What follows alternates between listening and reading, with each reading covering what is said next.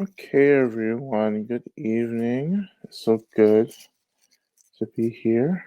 Um, if you want, you can go ahead and say hello in the chat box if you want. But if not, that is okay. Um, it's really good to be here tonight. It's been a little busy for me lately, as some of you know, I have not made a public announcement about this. Um, but first, I just want to say I'm here and I'm queer.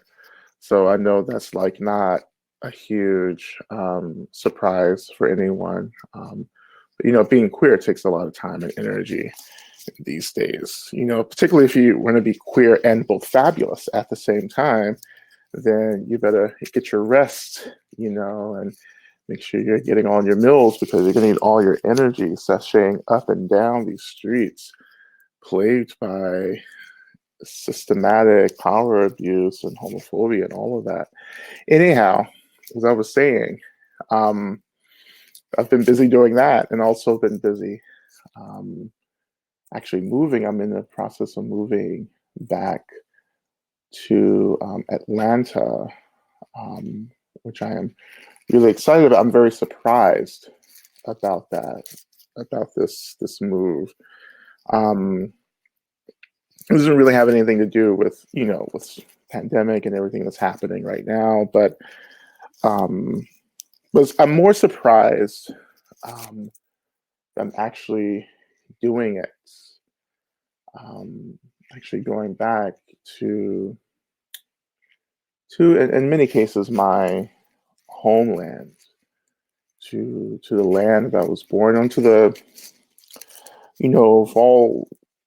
for what I know, the land that my ancestors, the only land outside of Africa that they knew, particularly my African ancestors. That's the South is the only land that my ancestors knew.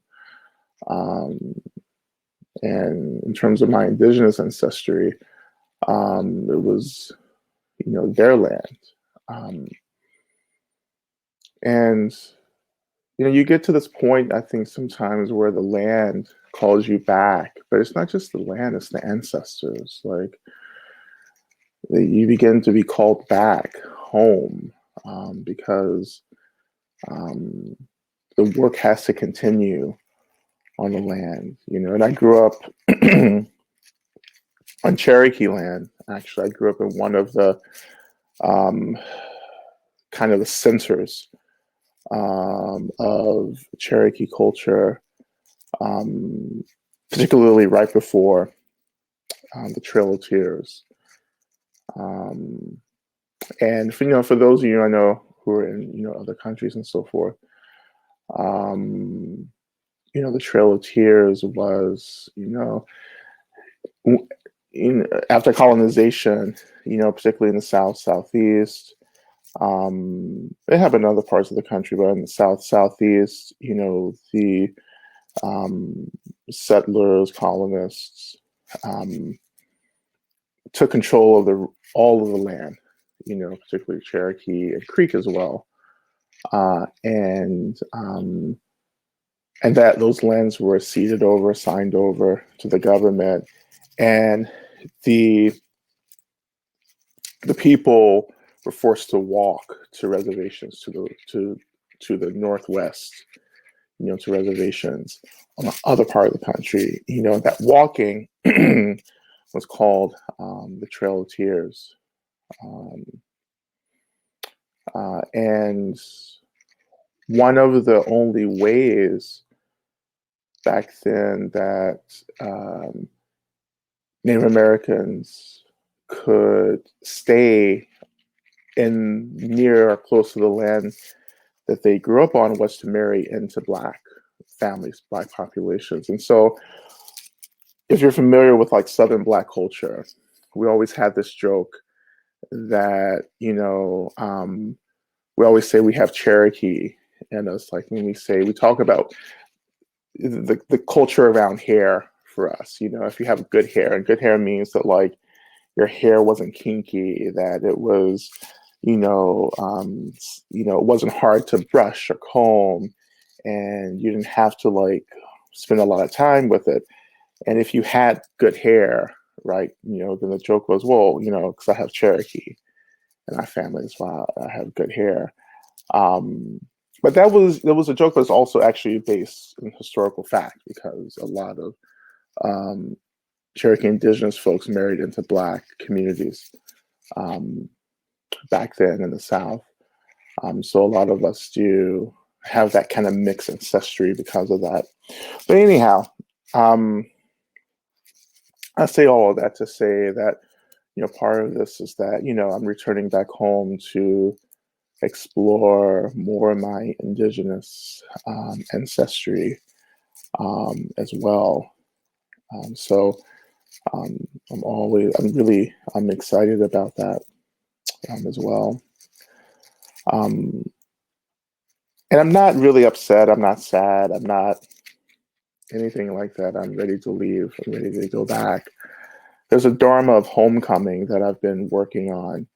And some of you may have sat in retreats where I do the Dharma of homecoming. I actually have a Dharma of homecoming retreat coming up in December through the Southern Dharma Center.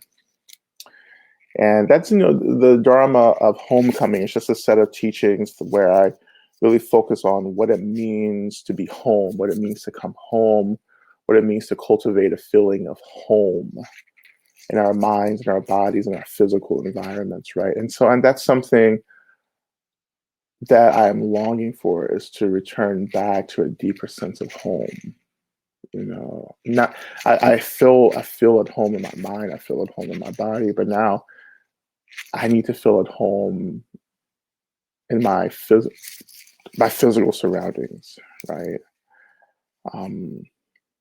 So this is like a pilgrimage back to origins for me, and to do my part in establishing a Southern Dharma, a real authentic Southern Dharma that is that's fluid and adaptive and expansive, but also a Dharma that takes into account the history of the land, because we can't really be sustainable in the future if we don't talk about the land and the earth, really all the elements. But, to have a Dharma of sustainability has to include the land and the earth, and this is what Bhumisparsha means, touching the earth, right? And, as Justin and I were thinking about the Sangha and what it would be, he asked me if I had a name for the Sangha, and I said, well, I've been reflecting on this phrase, touching the earth, quite a bit. And then he had that phrase translated into the Sanskrit, which is Bhumisparsha, right? It sounds a little bit more poetic than touching the earth, but and it's harder to say, so it makes us seem really like, mystical and exotic, and that basic tantric feeling of like being, esoteric and interesting, but also like kind of an edgy dangerousness, which is how I understand tantra and I practice anyway. But touching the earth, right? Being in a relationship to the earth, being in a relationship to our bodies, which is an extension of the earth. And when you touch the earth long enough, and when you really start working towards developing a deep relationship to the earth begins to talk to you. It begins to confide in you, right? You begin to connect to this intrinsic consciousness of the earth, of the land, right? And for me, that's my indigeneity. And for me, this experience of indigeneity comes from so many different places. It comes from my African ancestry. It comes from my indigenous ancestors, who I'm really karmically and energetically connected to it. It comes from, my Tibetan elders, right? And it comes from the Tibetan tradition, Vajrayana, right? Like all of that consciousness of the earth, that the earth is alive, is vibrant, right? That the earth is a deity, right? That the earth not can be, but is an expression of the mother, or, of God, or as an expression of the deities, Tara, Medicine Buddha, whomever, whatever is appropriate for you to think about, that the earth is living and alive and conscious, right? And we can be in relationship to the earth, but colonization and capitalism and industrialization and all these systems of oppression has worked to disconnect us from the land. And as we've become disconnected from the land, we've become disconnected from our bodies. And so we experience this deep, energetic disembodiment, right? This from the body and from the land, so many of us are just floating out in psychic space, with no grounding, with no physicality, right? And as we know, or as you can discern, in the Bardo teachings, the teachings of after death experience, once our consciousness really leaves the body, then our emotions, or rather our mental experiences, becomes really intense, right? Because the body is no longer present to mediate those experiences, of the mind. In a way, the body can ground and muffle, right, direct experiences, particularly direct experiences of emotions and mental energy, right? So when the body's gone, there's no muffling. It's like, you know what that's like. And a good analogy would be like being on an airplane. This is something that I do. On an airplane, I always have noise canceling headphones, because I have found that the noise of being on an airplane is actually quite depleting, for me. So I always have noise canceling headphones. And so leaving the body is like losing those noise canceling headphones, and everything just becomes live and intense and direct and overwhelming. And so when you read the Bardo teachings, you talk about, or they talk about going through this period where you're just subjected to the intensity of the mind. And that's only because you're out of the body now. You're just pure conscious. And that you're being called to recognize the nature of the mind in that intense, I guess, cacophony, cacophony, that intense cacophony, which I kind of like saying that word. Where it's kind of like erotic in a way. Cacophony. I have this like list of words. They're just like regular words, but I'm like find them super erotic. But that's another Dharma teaching I'll give once we know each other a little more, right? But this this loud noisiness, right, of the mind is just we're directly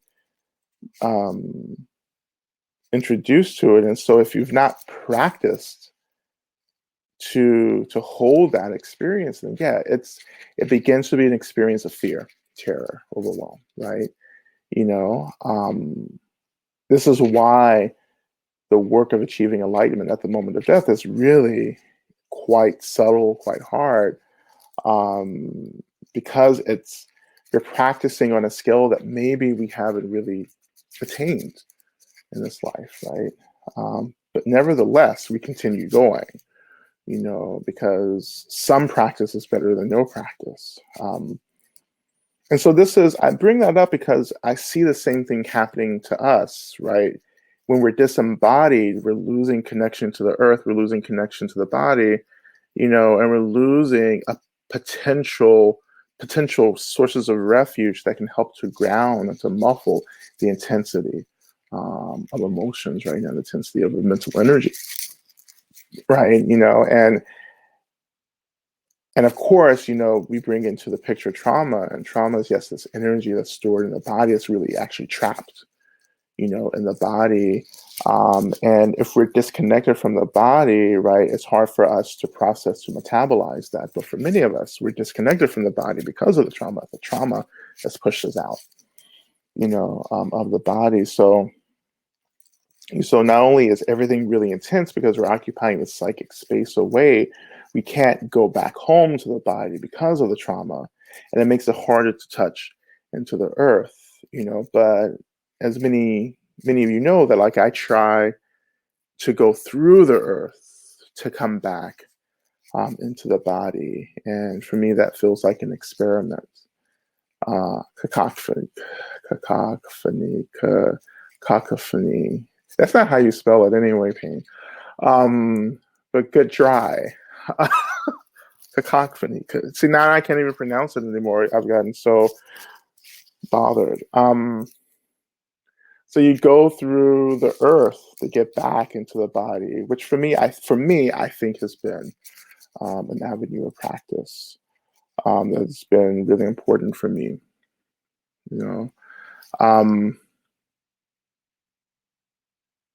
So touching the earth is really touching the body, but it's also touching the woundedness of the body and having the capacity to hold the space for that woundedness as well. So I'm not going to spend all night talking. I wanted just to go into practice, just kind of putting all of this together. I've been teaching in some of the sessions this practice of, I would say, listening to the essence of phenomenal reality. Listening to the essence of the mother, listening to the essence of the mind, listening to the essence of the deity or the essence of God, and cultivating that practice, right? And you can't get to that listening until you've cultivated, these basic experiences of calm abiding or Shinei meditation, which we study in Mount Mudra, right? Learning how to let the mind be. As you let the mind be, then you're creating this foundation of settledness that gives us the space actually to begin to focus our listening, right? Because we're not being so distracted by everything else in the mind. And of course, this is a practice that we take into the moment of death again. I think that every practice in Buddha Dharma is really training us to meet that moment of death, to be able to listen as the mind, the nature of our mind is calling us, right? The literature around that moment is really, it communicates a subtleness, right? It communicates this nuanced experience that we'll just overlook over and over and over again. We overlook it in our waking life. We overlook it in dreams, in our unconscious state. We overlook it in the bardo of dying, right? Like you overlook it because it's so subtle, it's so nuanced, right? We're always being distracted from it. And I talk about this call, this essence being like a whisper, right? It's having that feeling like we can be in a crowded, busy room and someone can whisper our names and we can hear it. Like, have you ever had that experience where you're like, wait, who whispered my name? Right? Or you can be in the middle of a conversation, all of them, and you're like, wait, did someone just say my name? Like you start having that Destiny's Child moment where you're like, who say my name? Who said my name?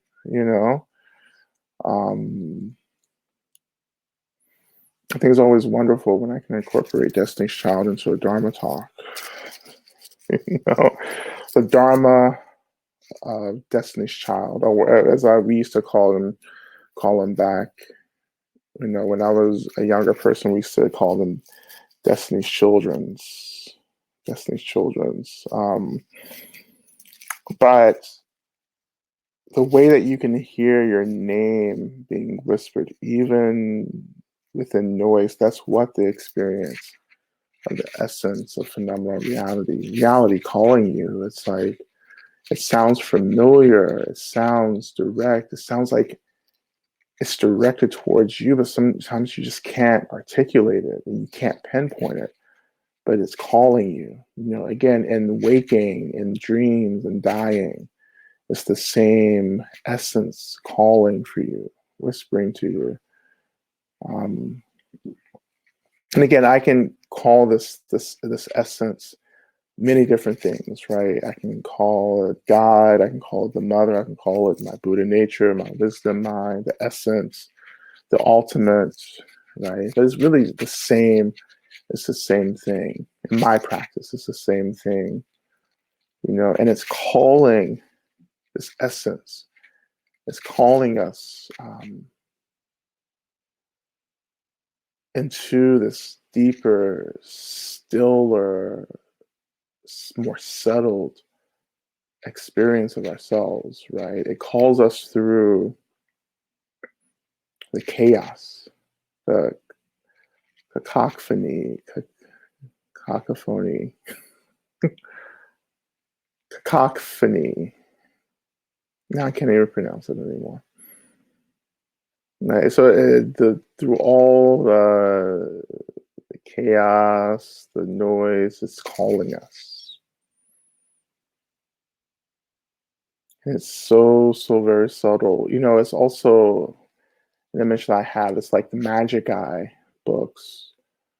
You know, so those Magic Eye books, you know, where you kind of have to stare at it and stare at these pictures, these symbols, and you have to let your eyes adjust and to reveal the picture, you know, that these symbols are revealing. That's often how I can look at practice as well. So like I have to sit and let this awareness, my awareness, tune into the subtleness of what's happening in and around me.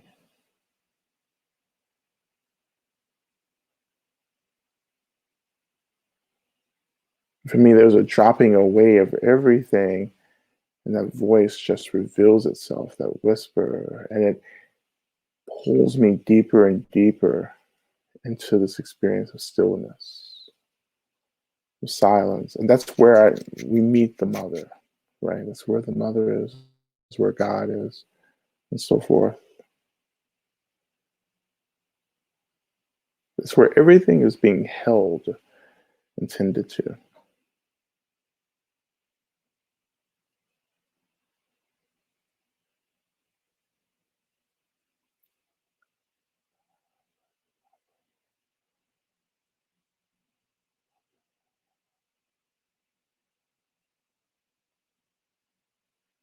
So let's get into this, you know, just from the top. Let's take it from the top, right, before we get really deep into this, you know, and just spend just a few moments thinking about your intentions, reflecting on intentions for your practice, you know, why you're practicing, who you're practicing for.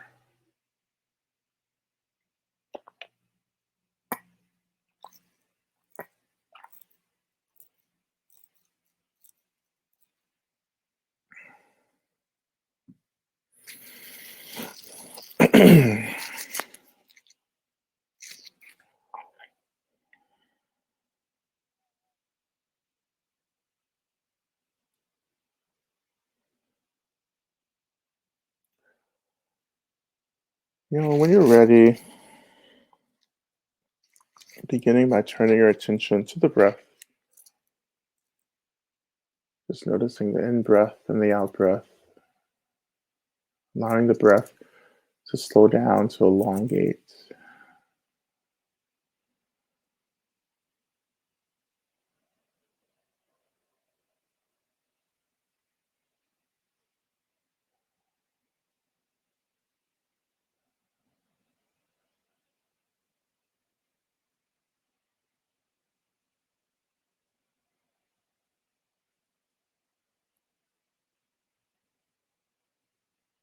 And the breath can be quite powerful for some of us. The breath can gently guide us deeper into this experience.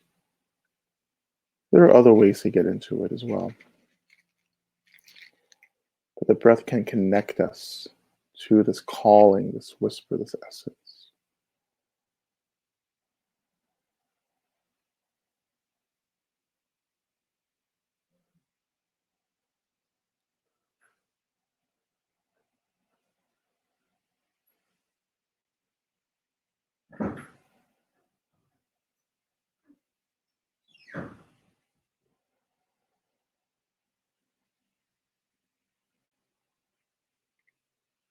When you're ready, shifting your attention to the heart center, noticing the in breath and the out breath, in and out from the heart center. So breathing deeply into the heart center, releasing that breath.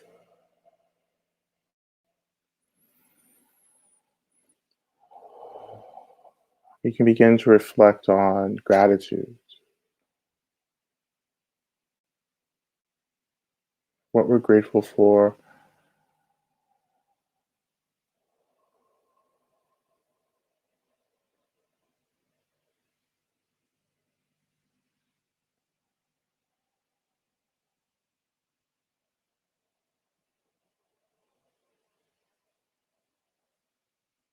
And you also reflect on who you're grateful for, and that who you're grateful for can be a doorway into uh, devotion, devotional practice.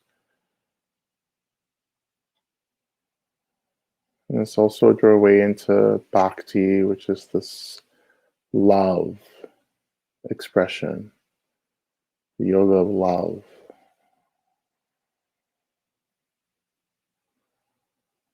As you breathe into the heart center, allowing the in breath to feed into this growing energy of gratitude or devotion,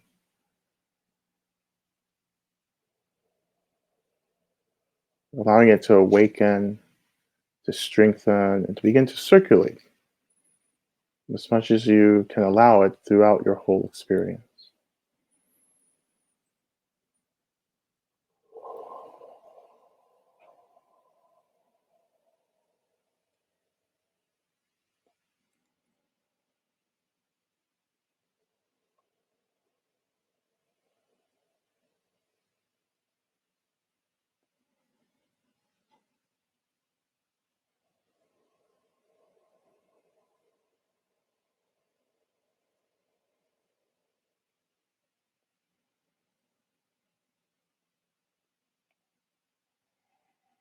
If you have the space and the capacity to do this, we can even breathe deeply into the heart center, holding that breath in the heart center.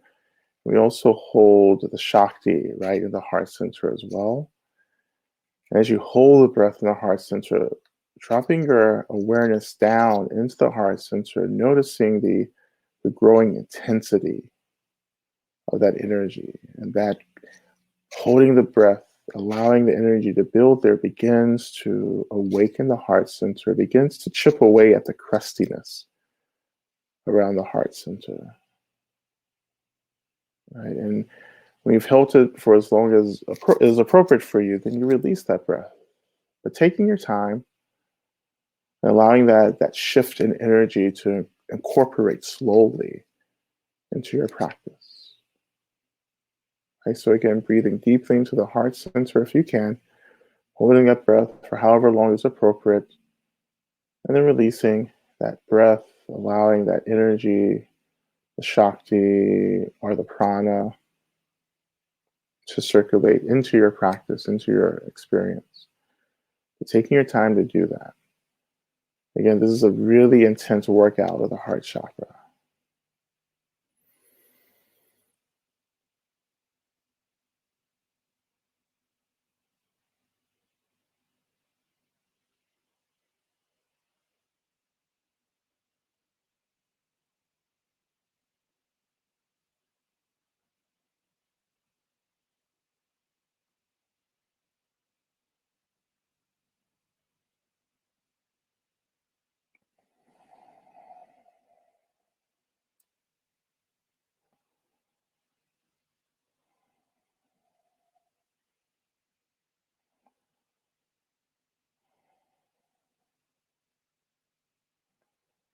Just trying that breath for a few more moments.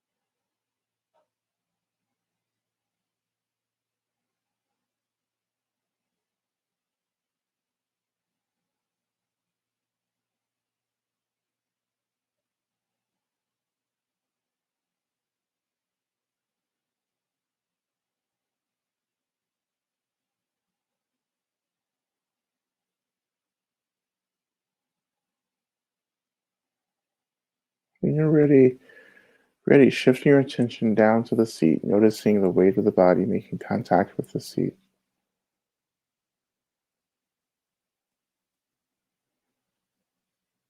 Allowing that sensation to hold your attention, to gently hold your attention.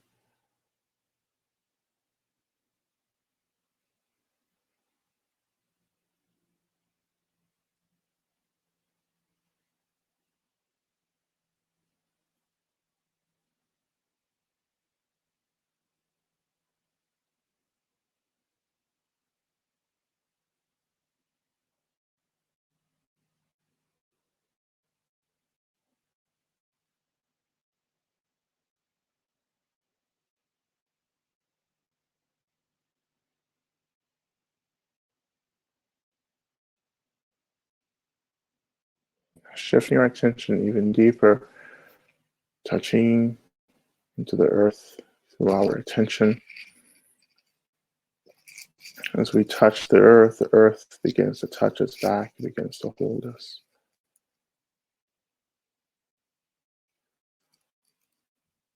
Allowing the earth to be woke, to be alive, to be conscious.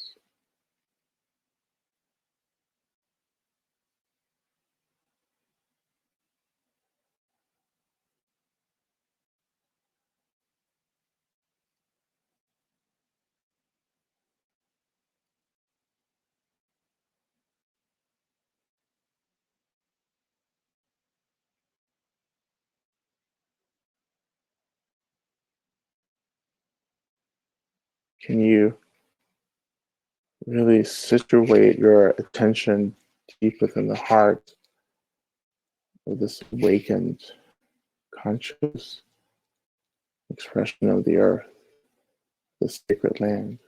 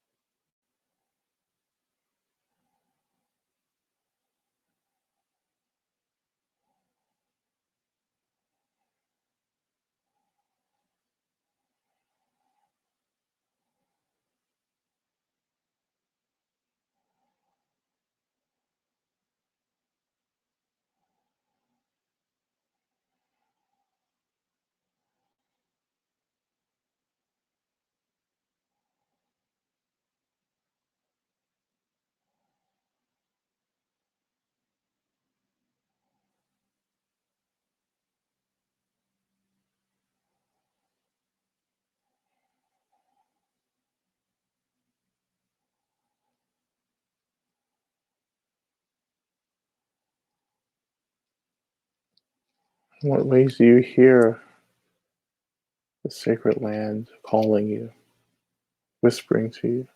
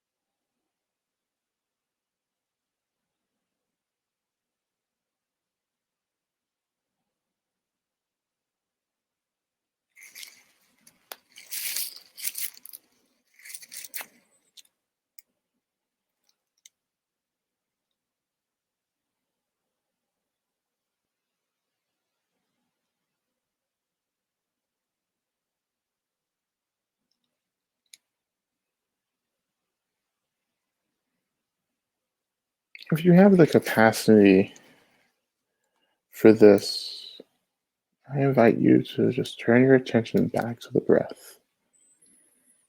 Again, noticing the in-breath and the out-breath.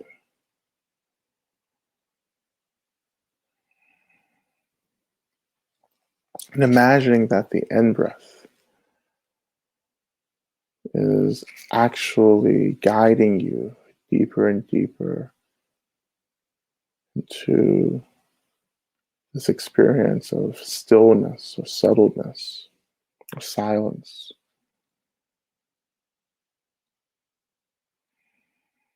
Letting it take you past all the noise and the drama, the sadness and the heartbreak, into this precious, still, sacred stillness.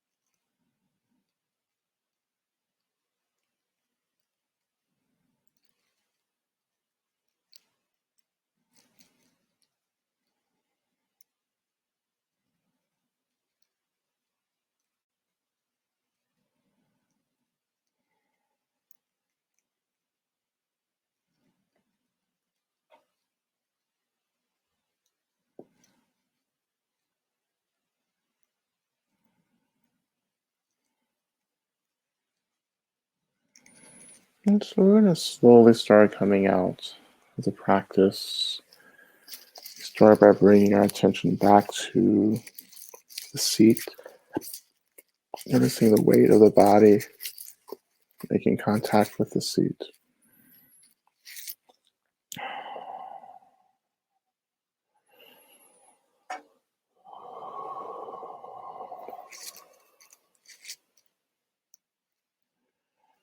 Beginning to move through some gentle movements to awaken the body. And again, maybe still energy, set energy moving.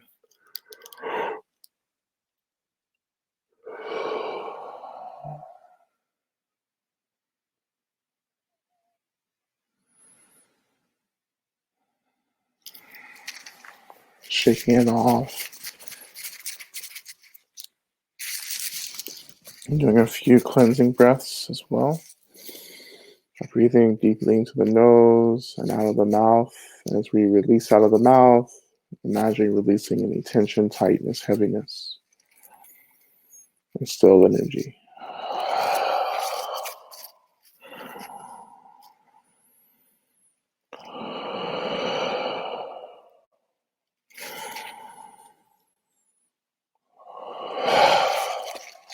Okay.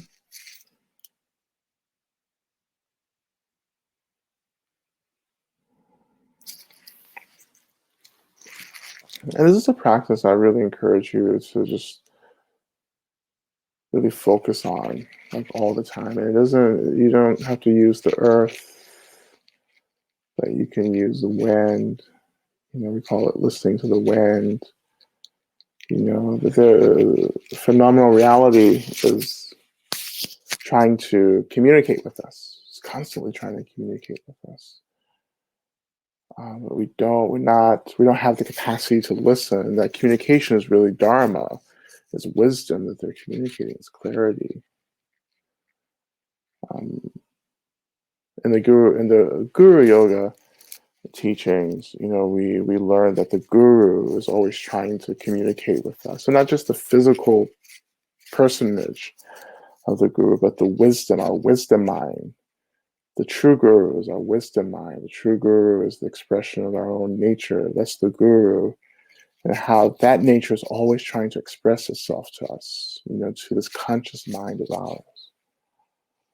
And one of the ways in which the Guru is speaking is through phenomenal reality, right? And we see that really clearly in Mahamudra teachings that teach that because phenomenal reality arises, its arising actually points back to its essential nature of emptiness and luminosity, right? It's pointing back to the Guru, actually. And phenomenal reality is always trying to point us back to the essence of everything.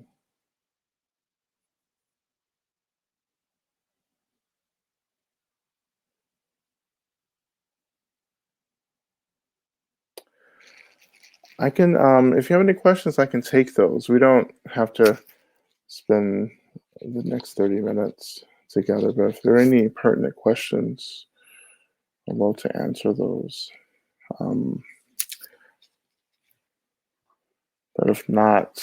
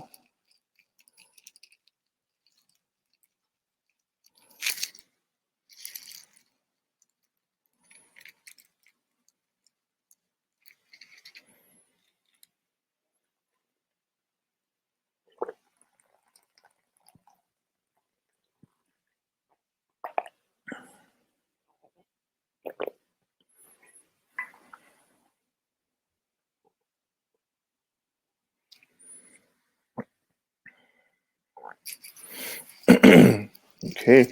Well, if there's no more questions or anything, we'll go ahead and end our time tonight. Um, we won't, there won't be a Wednesday night talk next week. Let me just check the calendar just to make sure. Yeah. So next week is the 25th. So there won't be, there's one question. But yeah, so do you spell, oh, how do you spell the word you're saying before reality? Oh, phenomenal. Phenomenal reality, like phenomenal woman. Phenomenal woman, that's me. Yeah, thank you. Yeah, phenomenal. Phenomenon.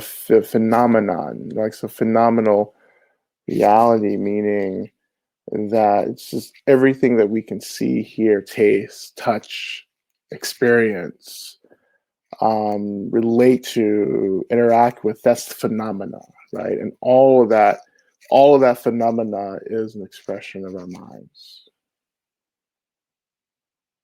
You know, everything is phenomenal reality, you know.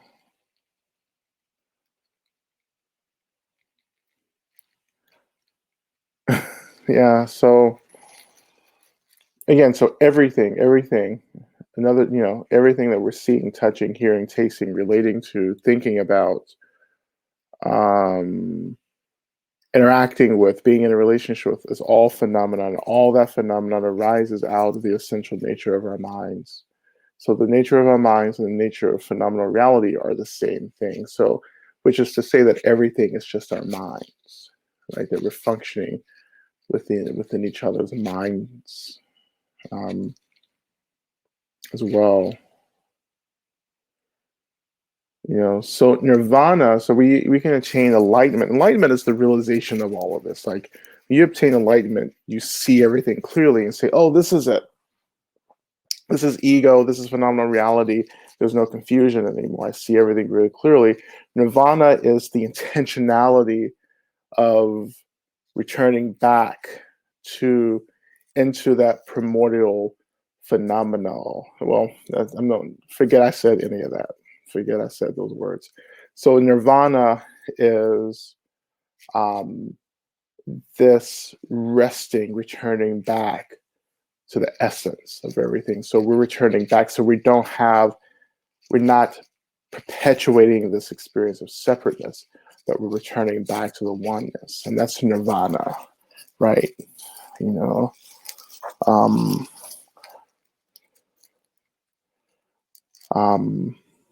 so,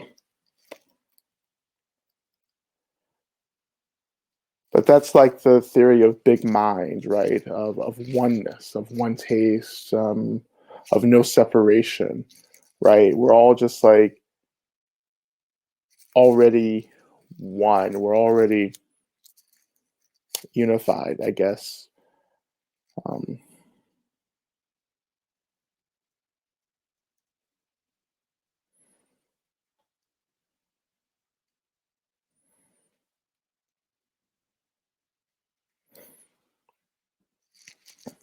Um, any other questions?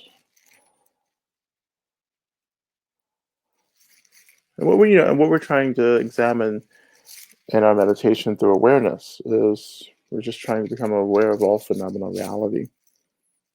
Phenomenal reality.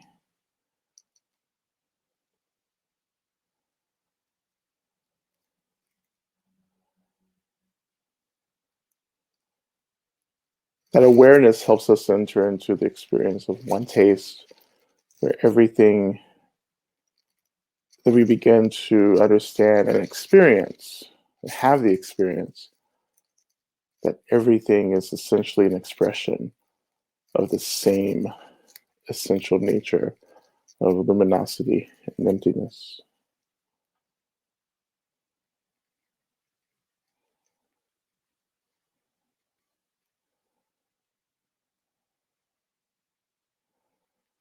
So, any other questions?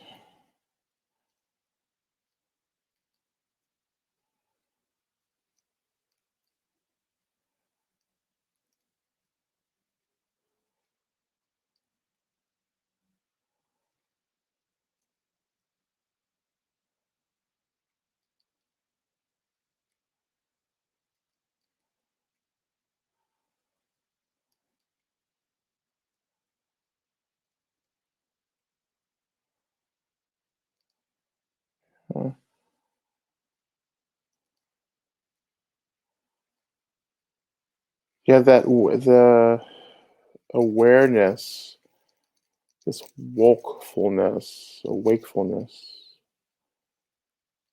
Yeah, wakefulness, choosing wakefulness,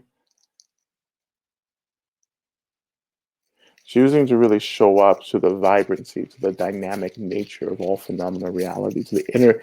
This is the energy. This is I don't want to open up a big can of worms because I don't feel like pronouncing big words from the tradition tonight. I mean, when do I ever feel like pronouncing these big words? Apparently, like never. But when I think about Sambhogakaya, the Sambhoga, I'm just opening up this can of worms, but Sambhogakaya basically in Vajrayana means energy. It means the energetic expression of everything. So Tara, so the pictures of deities in this form, colorful and vibrant and active, that's what we call Sambhogakaya iconography or Sambhogakaya expression. It's the energy body, of the deed, is the energy. And so our bodies, our minds possess the same quality of energy. So Sambhogakaya is really part of awareness. Like there's an energy of awareness, a brightness of awareness, it's a dynamicness of awareness that in Mahamudra we're trying to connect to.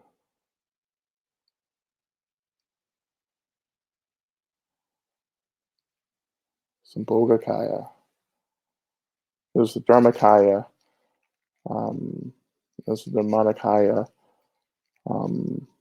There's the Rupakaya. That's a whole nother thing. We'll get into that later. But Nirmanakaya refers to this, that everything's a reflection of something pure, more essential, right? And so all phenomena in reality is just a reflection of something, that's much more simple, much more basic, much more essential than what we're seeing. And we're trying to understand that reflection, that every phenomenal reality is just a reflection. And then in our meditation practice, we're trying to get to the root of that reflection, And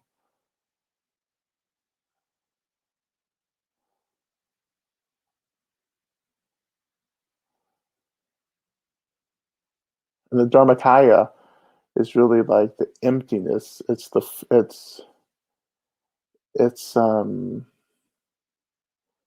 essential nature of things, you know.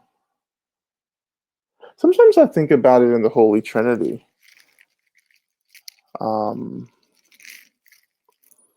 As well, the Trinity of God, Christ, the Holy Spirit. I have to think about that more because these are just thoughts I have in my head at night. But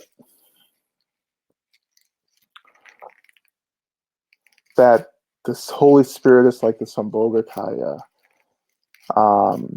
and God is the Nirmanakaya, and Jesus is the Nirmanakaya. So Jesus is the Nirmanakaya. He's the reflection of Christ in the form. I mean, Jesus is a reflection of God in a form that we can relate to.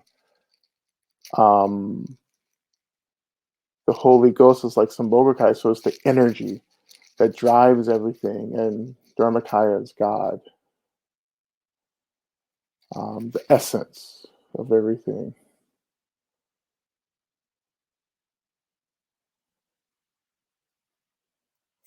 So yeah, I mean yeah. See, this whole divinity school thing is really paying off these days when I start getting into this comparative religious stuff, comparative religions. It's when it's like, oh, it was worth it sitting in all those theology classes. Um,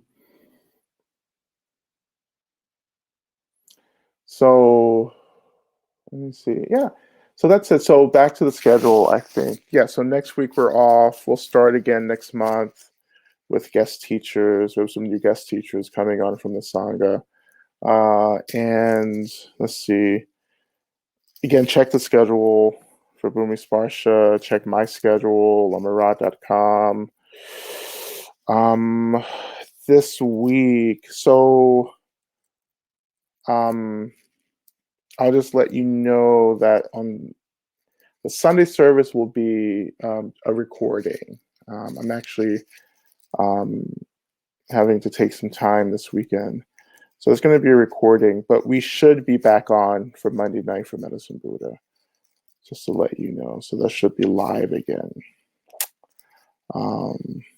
But things can change.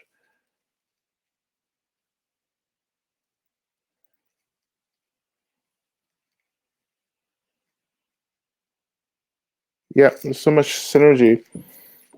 You know what a beautiful movie is? I know some of you are gonna like maybe vomit a little bit in your mouth, but I don't care because I really actually like this movie. It's the movie called The Shack. You know, The Shack. It has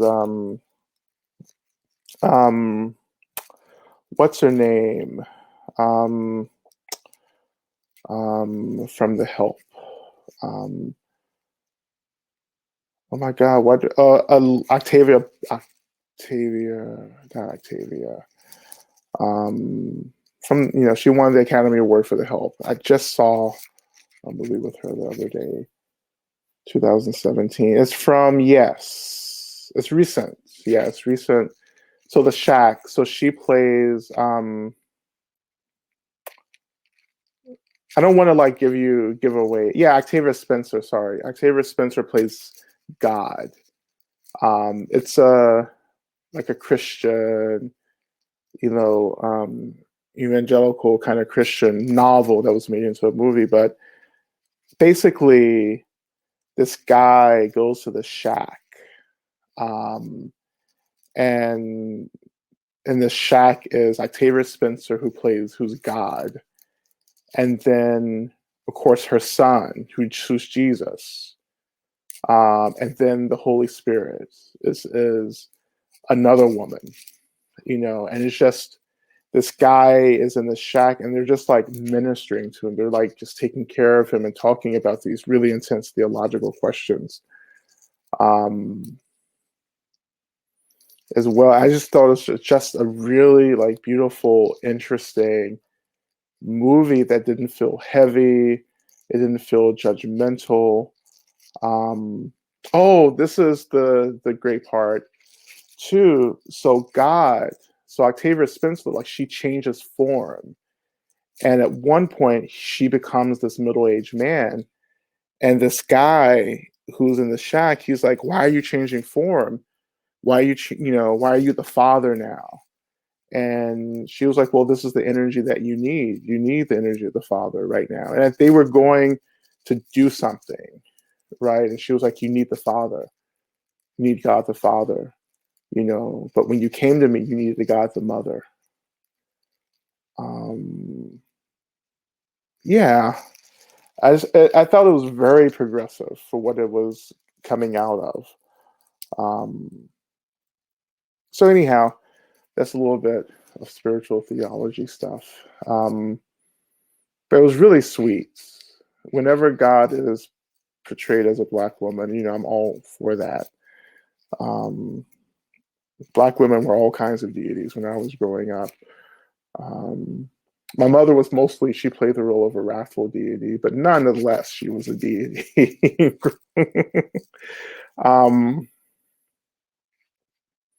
So yeah, I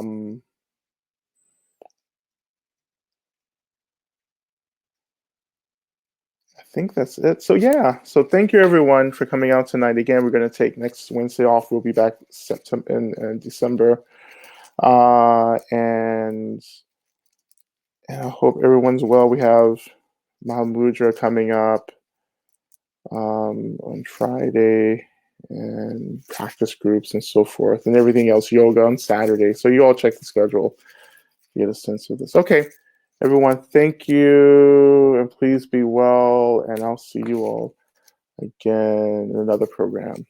All right.